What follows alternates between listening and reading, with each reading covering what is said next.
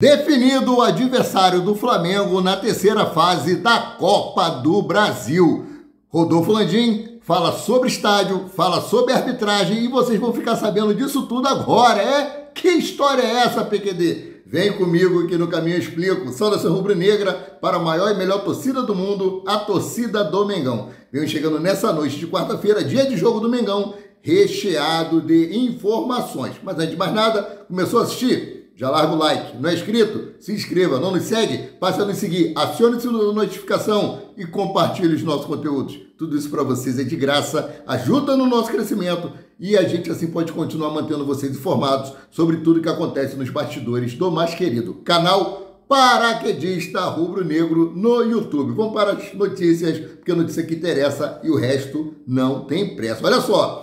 Em evento realizado na sede da Confederação Brasileira de Futebol, mais conhecida como CBF, no Rio de Janeiro, nesta quarta-feira, foram definidos confrontos e mandos de campo da terceira fase da Copa do Brasil. Desse modo, ficou determinado que o Flamengo irá enfrentar o Amazonas com jogo de ida no Maracanã e o de volta em Manaus. Cara, o Flamengo vai jogar em casa aqui e vai jogar em casa lá. Já tivemos essa experiência. É isso aí. Conforme determinado pelo sorteio, primeiro, o Flamengo joga dentro de casa e possivelmente no dia 1º de maio. Já a partida de volta com o mando do Amazonas está prevista para acontecer em 22 do mesmo mês.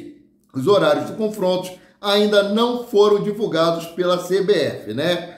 Falar um pouquinho aqui sobre o Amazonas, um time novo, novíssimo, bebê. Olha só, embora pouco conhecido, esta agremiação, quando ainda vai completar 5 anos de existência, já tem história, afinal, já tem o título estadual e subiu rapidamente no cenário nacional em 2022.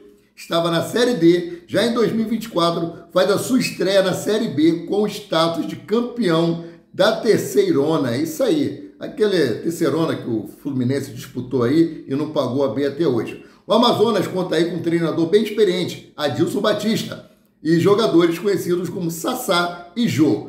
Para avançar até esta fase, eliminou o Independente e o Maringá da Paraíba, né? O Amazonas é uma das agremiações mais jovens do futebol brasileiro, fundado em 23 de maio de 2019. No mesmo ano, estreou profissionalmente com sucesso. Afinal, foi campeão da segundona e subiu para a elite do estadual. Se manteve na primeira divisão na temporada seguinte e em 2021, como terceiro colocado do Amazonense, garantiu vaga na Série D do Brasileirão de 2022.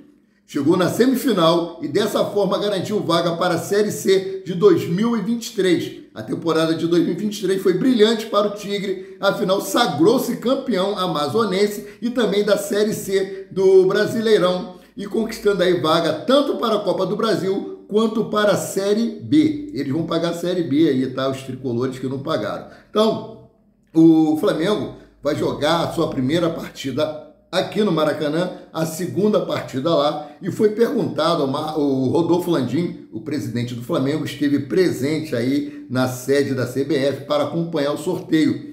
E ele falou sobre o Flamengo jogar fora, sobre não poder escolher adversário, né, que é um sorteio, falou aí sobre a construção do estádio, falou sobre a punição que os árbitros receberam aí pelos jogos da primeira rodada do Campeonato Brasileiro. Eu vou deixar vocês com essa entrevista de Rodolfo Landim. Presidente, terceira fase Copa do Brasil, como é o Flamengo Amazonas, mas decidindo fora de casa.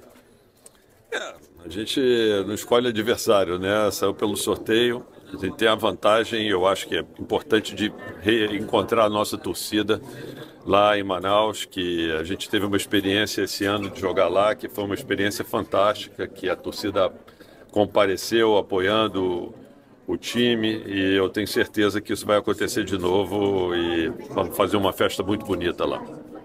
Presidente, queria falar do afastamento do árbitro da partida de domingo. Se houve alguma explicação para o Flamengo, já que o clube entende que foram acertos da arbitragem, por que ele foi afastado, se houve esse tipo de explicação da CBF? Não perguntei a ninguém da CBF sobre essa decisão, não. Na minha maneira de ver, acho até que se houve algum erro da arbitragem, foi uma jogada com o Ayrton Lucas, que foi uma falta lá muito violenta, com o pé levantado, mas Isso fica por conta da comissão de arbitragem decidir, ninguém comentou absolutamente nada comigo, nem me cabe a mim ficar questionando isso. Eu acho que a gente tem que acreditar na comissão de arbitragem da CBF. Eu acho que a gente tem acompanhado o trabalho que eles têm feito de investimento na melhoria das arbitragens dos campeonatos. Na minha maneira de ver, mesmo com problemas que sempre ocorrem, isso tem melhorado ao longo do tempo. É uma questão de deixar o tempo passar e continuar cobrando para que isso venha a melhorar. Mas especificamente em relação a esse jogo, nada foi falado para mim, não. Landim, não tem como a gente não te perguntar sobre a questão do estádio. A gente está vendo muitas reuniões aí. Queria saber o que você pode dizer sobre essa situação do estádio do Flamengo, novas atualizações, como está essa situação? Nada de novo que vocês não tenham comentado aí na imprensa ao longo dos últimos dias. A gente tem continuado a fazer estudos, a gente tem procurado autoridades, estamos discutindo algumas outras coisas que possam, vamos dizer assim, trazer benefícios e ajudem o Flamengo a poder implantar esse projeto, que é um projeto importante, que a gente considera estratégico para o clube, mas apenas dar continuidade a uma série de ações que já estavam previstas de serem feitas. Hoje é revanche, presidente? Você acha que essa questão do estádio se resolve até o fim do seu mandato? Na verdade, esse é um processo longo. Acho que isso envolve uma série de decisões que envolvem uma série de atores envolvidos, né, nesse processo. Se resolver, que bom, né, que resolva, mas se não, que pelo menos continue andando, continue evoluindo. O mais importante é que dê certo no final. Obrigado, viu, pessoal? É isso aí, rapaziada. O mandatário rubro-negro aí foi muito político nas suas colocações, né? Não dando aí vazão ao que os repórteres queriam ouvir, que o Flamengo é o franco favorito e tal. Lembrando, tem que respeitar o Amazonas. Pelo que eu trouxe aqui para vocês, é um time novo, é um time que vem galgando sucesso nessa sua pequena trajetória e pode atrapalhar muito a vida do Flamengo se não entrar aí consciente de que tem que jogar sério, né? Independente aí do adversário ser novo no cenário nacional ou não, né? Vivendo grande fase no Flamengo aí em 2024, Léo Pereira se desculpa por causa do erro cometido contra o Atlético Goianiense. Aquele pênalti que foi pênalti, não tem como mudar isso. Foi pênalti, ele errou, né? A bola nas mãos de Agostinho Rossi, não tinha nada dele dar um tranco nas costas do atacante do Atlético Goianiense dentro da área do Flamengo. Olha só, e ele disse o seguinte, ó: poderia ter prejudicado a equipe, admite Léo Pereira sobre pênalti cometido contra o Atlético Goianiense. Léo Pereira cometeu um pênalti no segundo tempo, nesta quarta-feira de 17. O zagueiro se desculpou com a torcida rubro-negra pelo lance em questão. Hoje ele se desculpou. Assim, ó, apesar do pedido de desculpas, Léo Pereira demonstrou alívio pela cobrança de pênalti do Atlético Goianiense ter batido na trave. Com isso, o jogo continuou empatado até aquela altura do jogo. Momentos depois, o Flamengo teve a oportunidade de ampliar o placar e conquistar os 3 pontos na primeira rodada do Brasileirão. Olha o que disse aqui Léo Pereira, abre aspas: aproveito até para pedir desculpas, porque no calor do jogo, às vezes a gente toma alguma atitude sem pensar. E no momento ali, cometi esse pênalti que não condiz com o que venho apresentando até então. Um jogador que vem almejando tanta coisa boa no futebol quer alcançar a seleção. Então, um erro que podia ter prejudicado a equipe. Peço desculpa para todo mundo, os torcedores também. E a fase está tão boa que o cara bateu e a bola deu na trave, graças a Deus.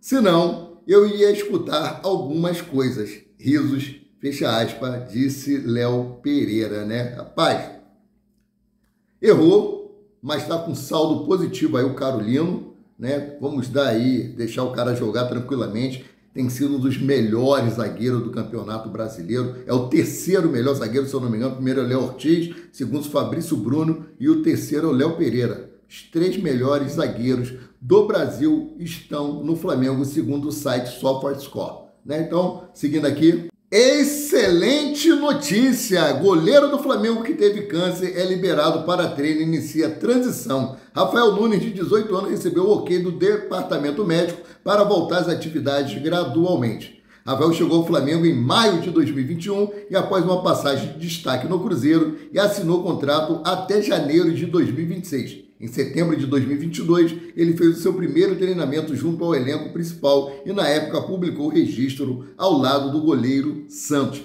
Esse problema dele foi acusado quando ele estava à disposição da seleção brasileira, né? Ele foi defender uma bola, a bola bateu nos testículos dele, inchou, né? E não parava de doer, não desinchava. Quando foram fazer o exame, constatou que ele estava com câncer nos testículos, né? Então essa bolada foi providencial. Deus escreve certo por linhas tortas. Senão ele não ia descobrir, esse tumor iria avançar e ele poderia nem estar aqui para contar a história hoje, né? Bom, o Flamengo joga logo mais contra o São Paulo pela segunda rodada do Campeonato Brasileiro às 21 horas no Maracanã, né? E o Flamengo tem aí 2 desfalques de última hora, Arrascaeta e Luiz Araújo, que sentiram aí desconforto muscular e devem ser cortados da partida contra o São Paulo. Quem deve entrar no lugar é o Alan, no lugar do Jorginho de Arrascaeta, e o Bruno Henrique no lugar do Luiz Henrique. Um desfalque e um reforço, porque eu prefiro muito mais, me desculpem, o Bruno Henrique do que o Luiz Araújo, né? Sendo assim, a provável escalação do Flamengo deve ser a seguinte: Agostinho Rossi, Guilherme Varela, Ayrton Lucas, Léo Pereira, Fabrício Bruno, Eric Pulgar, Nicolas de la Cruz, Alan, Bruno Henrique, Everton Cebolinha e Pedro no ataque e o técnico Tite. Provável escalação. A escalação oficial sai às 20 horas e 30 minutos, 1 hora antes da partida, né? Então, eles não estão lesionados, nem Luiz Araújo, nem Arrascaeta. Estão apenas com desgaste físico, como o Tite falou. Alguns jogadores do Flamengo deveriam ser poupados em algumas partidas devido ao condicionamento físico e a carga de jogos. A cada 3 dias, uma decisão. Então, são 3 pontos muito importantes. O São Paulo é que perdeu seu primeiro jogo, o técnico está na corda bamba. Se perder para o Flamengo, pode ser demitido, né? Então o Flamengo tem aí o São Paulo como uma pedra no seu sapato por causa da Copa do Brasil do ano passado. Espero que o Flamengo hoje tenha uma boa atuação e consiga vencer o São Paulo, né? E por falar em Bruno Henrique, que com certeza será o titular no jogo contra o São Paulo, ele pode atingir uma marca histórica pelo Flamengo contra o São Paulo. Aqui, ó. Uma atenção especial recai sobre Bruno Henrique. O atacante rubro-negro tem a oportunidade de alcançar um feito significativo se balançar as redes contra os paulistas. Ele já possui aí 6 gols marcados contra o adversário, mesma quantidade que o ídolo Zico. Caso consiga marcar mais um, Bruno Henrique se tornará o maior artilheiro do Flamengo nos confrontos contra o São Paulo. Cara, isso para mim não é importante. Isso aí é um particular para o atleta, um particular para o jogador. O mais importante para mim como torcedor são os 3 pontos e que o Flamengo faça uma boa atuação hoje, que venha apagar as 4 últimas atuações que o Flamengo teve aí. Então, seguindo aqui, trazer aqui como chegam os times para essa partida. Ó, mandante da partida, o Flamengo chega invicto na temporada para o jogo contra o São Paulo. Isso porque o rubro-negro entrou em campo 18 vezes, das quais venceu 13 e empatou 5. Sendo assim, o aproveitamento do mais querido é de 81%. Além disso, o Clube da Gávea marcou 34 gols, enquanto sofreu 3 gols dos adversários. Os números do Flamengo da temporada de 2024 é o seguinte: 18 jogos, 13 vitórias, 5 empates, 81% de aproveitamento, 34 gols marcados e 3 gols sofridos. O São Paulo chega da seguinte forma: diferente do Flamengo, o São Paulo chega em situação mais complicada na temporada de 2024. O time paulista teve 17 jogos, dos quais venceu 7, empatou 6 e perdeu 4. Ou seja, o aproveitamento é de apenas 52%. Além disso, o clube tricolor balançou as redes 25 vezes, enquanto sofreu 17 gols dos adversários, né? Os números do São Paulo é o seguinte: 17 jogos, 7 vitórias, 6 empates, 4 derrotas, 52% de aproveitamento, 25 gols marcados e 17 gols sofridos, né? Em momentos diferentes, Flamengo e São Paulo entram em campo pela segunda rodada do Campeonato Brasileiro. Desse modo, as equipes se enfrentam a partir das 21 horas desta quarta-feira no Maracanã. Antes de mais nada, vale ressaltar que o Flamengo venceu o Atlético Goianiense por 2-1 e na estreia do Brasileirão, enquanto o time paulista perdeu de 2-1 para o Fortaleza, né? O jogo será transmitido pela Rede Globo TV aberta e pelo Premier Pay Per View. Então, essa aí é a situação. O Flamengo tem que vencer. Vencer, vencer, vencer. É o hino do Flamengo. Eu fico por aqui, voltando a qualquer momento com mais notícias sobre o rubro-negro mais querido e mais amado do Brasil e do mundo, o Clube de Regatas do Flamengo. Saudações!